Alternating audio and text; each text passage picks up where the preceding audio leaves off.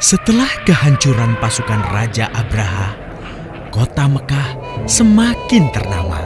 Dari kota inilah sejarah manusia paling mulia dimulai. Ka'bah sebagai jantung kota Mekah semakin ramai dikunjungi para peziarah. Demikian pula para pedagang. Mereka datang dari berbagai penjuru jazirah. Namun sayang, Ka'bah mulai diselewengkan fungsinya. Akibatnya, kejahiliahan merajalela. Bahkan pada masa itu, memiliki bayi perempuan adalah hal yang sangat memalukan. Aib bagi keluarga. Sehingga sebagian dari mereka tega membunuh bayi perempuan mereka sendiri. Di tengah kondisi masyarakat jahiliyah itulah Nabi Muhammad dilahirkan. Bayi luar biasa itu lahir dari rahim seorang wanita mulia bernama Aminah. Pada saat itu ditandai peristiwa-peristiwa yang luar biasa. 10 balkon istana Kisra runtuh. Juga padamnya api-api yang biasa disembah oleh orang-orang Majusi.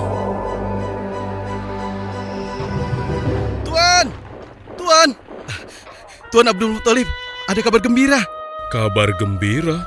Kabar gembira? Kabar gembira apa? Tuan, cucu Anda telah lahir. Benarkah? Laki-laki atau perempuan? Laki-laki, Tuan. Subhanallah, Alhamdulillah, Allahu Akbar. Kalau begitu aku ingin segera melihatnya. Mari, Tuan. Setelah mendengar itu, Abdul Muthalib bergegas menuju ke rumah Aminah.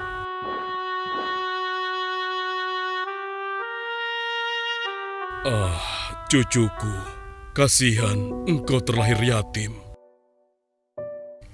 Dengan penuh kasih sayang, Abdul Muthalib membawa cucunya ke Ka'bah. Ya Allah, jadikanlah cucuku ini menjadi seorang yang mulia dan terhormat, sebagaimana Nabi-Mu Ibrahim alaihissalam.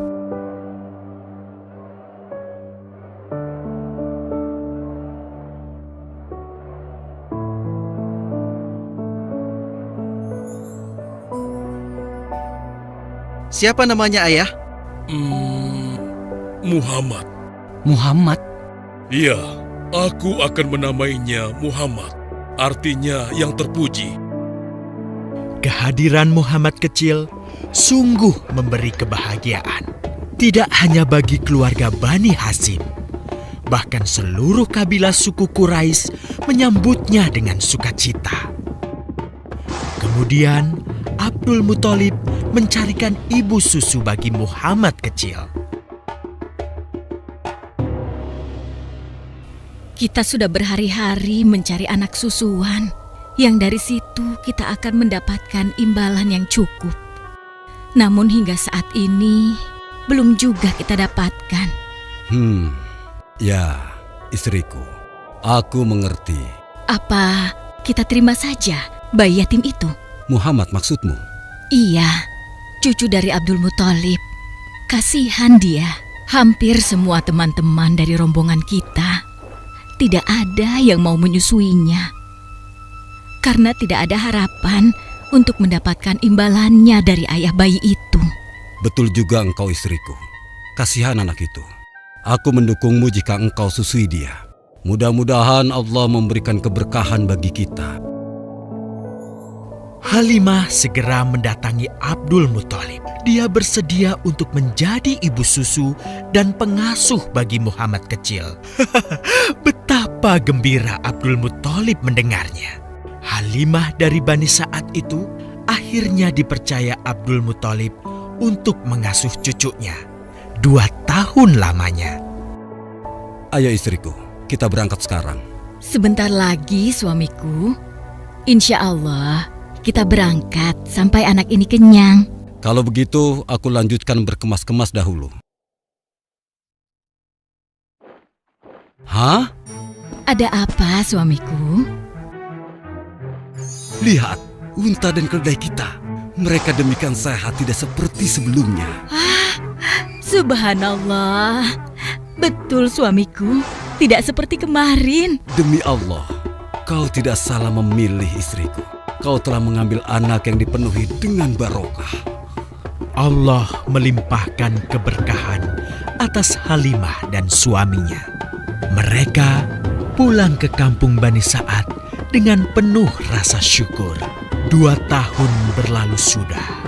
Tugas Halimatus Sya'diyah sesungguhnya telah usai. Saatnya Muhammad kecil harus dikembalikan kepada ibunya. Terima kasih Halimah. Engkau telah merawat anakku dengan baik selama 2 tahun. Tidak ada yang bisa kuberikan kecuali aku berdoa. Semoga Allah memberkahi engkau dan keluargamu. Amin. Saya juga bersyukur diberikan kepercayaan dan kesempatan merawat anakmu, wahai Ibu Aminah. Namun, begini Bu, mohon maaf. Kalau boleh, izinkan aku merawat Muhammad lebih lama lagi. Aku masih sangat sayang padanya. Baiklah, kalau begitu aku setuju dengan usulmu. Bawa dan rawatlah Muhammad sebagaimana dia anakmu sendiri. Terima kasih Ibu, terima kasih. Begitulah, Muhammad kecil kembali ke tengah-tengah Bani Sa'ad. Ia tumbuh menjadi anak yang memiliki banyak teman karena kemuliaan akhlaknya. Tatkala berusia sekitar 4 tahun, terjadilah suatu peristiwa. Muhammad, Bu! Muhammad! Muhammad? Kenapa Muhammad? Muhammad dibawa orang. Hah? Dibawa orang? Diculik? Coba ceritakan. Ketika kami tengah bermain, tiba-tiba ada orang dewasa datang. Dia langsung membawa pergi Muhammad dan membunuhnya. Hah? Membunuhnya? Ya Allah, di mana? Di mana? Antarkan ibu ke sana. Dengan perasaan cemas, Halimah bergegas menuju tempat itu. Dan dilihatnya, Muhammad kecil tengah terduduk. Muhammad, apa yang terjadi denganmu? Dengan sangat tenang dan jelas, Muhammad kecil menceritakan apa yang telah terjadi. Bahwa seseorang telah membelah dadanya, mengambil hatinya, kemudian mencucinya dan mengembalikannya lagi ke tempatnya semula. Maka sesungguhnya yang datang itu adalah malaikat Jibril. Dia ditugaskan Allah untuk mencuci hati Rasulullah sehingga bersih dari segala kecenderungan setan. Subhanallah, sungguh anak ini bukanlah anak sembarangan. Sebaiknya aku kembalikan saja kepada ibunya. Peristiwa itu membuat Halimah sangat khawatir. Maka bergegaslah Halimah mengembalikan Muhammad kecil kepada ibunya. Menginjak usia yang ke-6 tahun, Muhammad kecil diajak ibunya untuk berziarah ke makam ayahnya, Abdullah di Yastrib. Dalam perjalanan pulang kembali ke kota Mekah, Aminah pun jatuh sakit. Dari hari ke hari, tubuhnya semakin melemah. Hingga di sebuah kota bernama Abwa, letaknya antara Mekah dan Yastrib, Aminah meninggal di sana. Dan Muhammad kecil pun menjadi seorang anak yatim piatu. Sejak itulah, Muhammad kecil dirawat dengan penuh cinta dan kasih sayang oleh kakeknya, Abdul Muthalib. Muhammad, sudah berhentilah memerah susunya. Insya Allah, sudah cukup untuk persediaan kita hari ini. Beristirahatlah sejenak. Makanlah agar kau tetap sehat.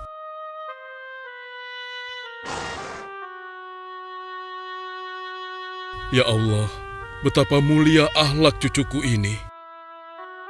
Namun, kasih sayang Abdul Muthalib tidak berlangsung lama. Saat usia Muhammad 8 tahun, Abdul Muthalib kakeknya yang sangat menyayanginya itu meninggal dunia. Kemudian, pengasuhan atas Muhammad pun beralih ke pamannya, Abu Thalib. Muhammad kecil tahu betul betapa sayangnya pamannya kepadanya. Di mana Muhammad? Ia tengah mengembalakan kambing milik salah seorang penduduk Mekah, suamiku. Sejak kapan dia keluar rumah? Sekitar waktu subuh tadi. Subhanallah, betapa baiknya akhlak keponakanku ini. Ya Allah, maafkan ketidakmampuanku mencukupi kebutuhan keponakanku. Sayangi dan berkahilah dia. Jadikanlah dia orang yang mulia di antara manusia. Hingga saat usia Muhammad menginjak 12 tahun, pamannya Abu Thalib mengajaknya berdagang ke Syam. Sampailah mereka di satu daerah bernama Busra. Saat mereka beristirahat, datanglah seorang pendeta menghampiri. Wahai saudaraku, selamat datang di Busra. Tampaknya kalian bukan orang sini. Dari manakah kalian berasal? Terima kasih saudaraku. Kami datang dari Mekah. Lalu, siapakah gerangan anak ini? Ini adalah keponakanku. Muhammad namanya. Apakah engkau bertanggung jawab atasnya, Tuan? Ya, Kemana ayahnya? ayahnya sudah meninggal sejak ia masih dalam kandungan. Oh, apakah kini dia yatim piatu? Benar, Aku sungguh beruntung bertemu dengannya. beruntung. Beruntung apa? Sungguh, keponakanmu ini adalah orang yang sangat istimewa. Oh ya? Ya, dia adalah seorang nabi, Hmm? seorang utusan Allah. Bagaimana kau tahu hal itu? Aku tahu karena aku seorang pendeta. Dan berita kedatangan dia sebagai seorang utusan Allah sudah disampaikan di dalam Injil.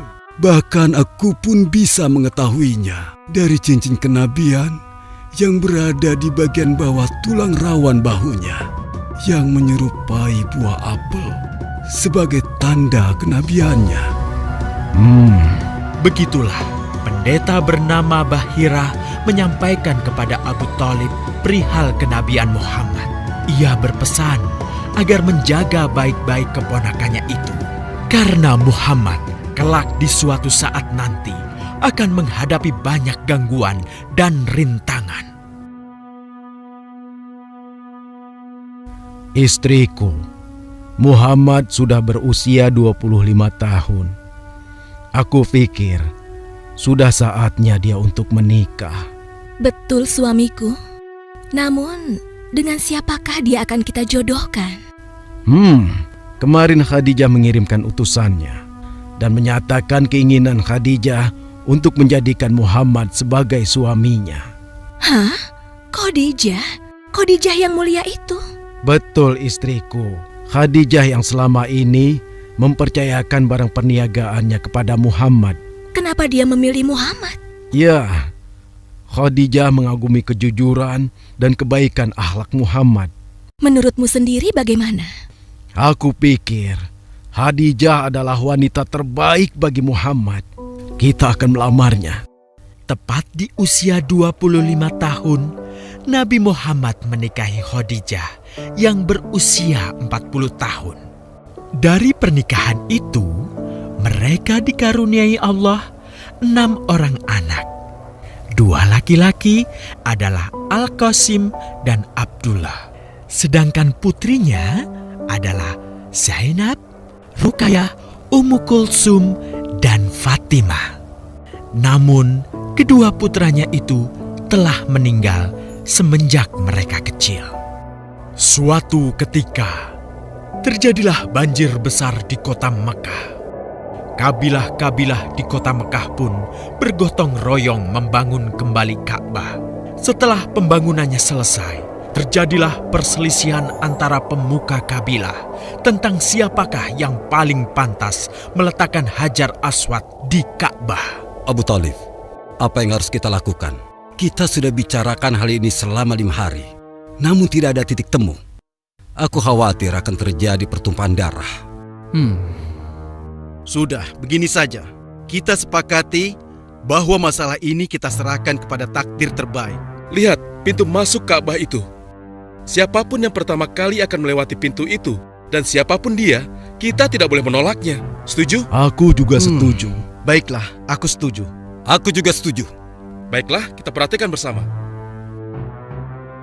Tidak lama setelah kesepakatan itu, atas izin Allah, Nabi Muhammad menjadi orang pertama yang memasuki pintu menuju Ka'bah. Alhamdulillah, segala puji bagi Allah. Ternyata Muhammad, dan memang dia adalah orang yang tidak pernah kita temui ada celah. Betul? Betul. Betul. Betul. Nabi Muhammad pun menerima kepercayaan itu. Dengan kebijaksanaannya, Nabi Muhammad meminta sehelai kain, lalu meletakkan Hajar Aswad di atasnya. Nabi Muhammad mempersilahkan seluruh pemuka kabilah untuk memegang ujung-ujungnya dan mengangkatnya secara bersama-sama. Setelah sampai pada sudut Ka'bah, giliran Nabi Muhammad meletakkan Hajar Aswad di tempatnya semula. Terhindarlah perpecahan di kota Mekah. Meskipun demikian, kegelisahan masih terus menggelayuti hati Nabi Muhammad. Kejahiliahan ada di mana-mana. Kezaliman dan kemaksiatan terus berlangsung. Ia tak habis pikir. Nabi Muhammad mulai merenung dan menyendiri untuk menghindar dari perilaku jahiliyah. Nabi Muhammad memilih tempat di sebuah goa di atas bukit sekitar Mekah. Goa Hiro. Dari mulut goa itulah Nabi Muhammad bisa memandangi kota Mekah yang dicintainya dengan pandangan yang lebih luas. Hingga suatu ketika, sesuatu yang tidak pernah terbayangkan sebelumnya terjadi.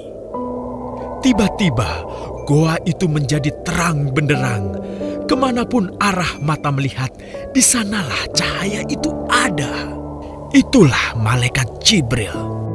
Jibril berkata, "Bacalah." Dengan gemetar, Nabi Muhammad berkata, "Aku tidak bisa membaca." Malaikat Jibril lantas merangkul Nabi Muhammad SAW dengan kuat hingga nafas beliau sesak. Seraya berkata lagi, "Bacalah." Sampai akhirnya malaikat Jibril membantunya setelah merangkulnya dan menyuruhnya membaca hingga 3 kali.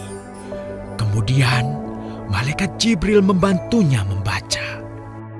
"Bacalah dengan menyebut nama Tuhanmu yang menciptakan. Dia telah menciptakan manusia dari segumpal darah. Bacalah, dan Tuhanmulah yang paling pemurah, yang mengajarkan manusia dengan perantaraan Al-Qalam. Dia mengajarkan kepada manusia apa yang tidak diketahuinya." Kalimat suci telah terucap. Resmilah sudah. Dari dalam Goa Hiro, Allah mengangkat Nabi Muhammad SAW sebagai penuntun dari kegelapan menuju cahaya, dari keburukan menjadi kebaikan, dan dari kesengsaraan menuju ke keselamatan.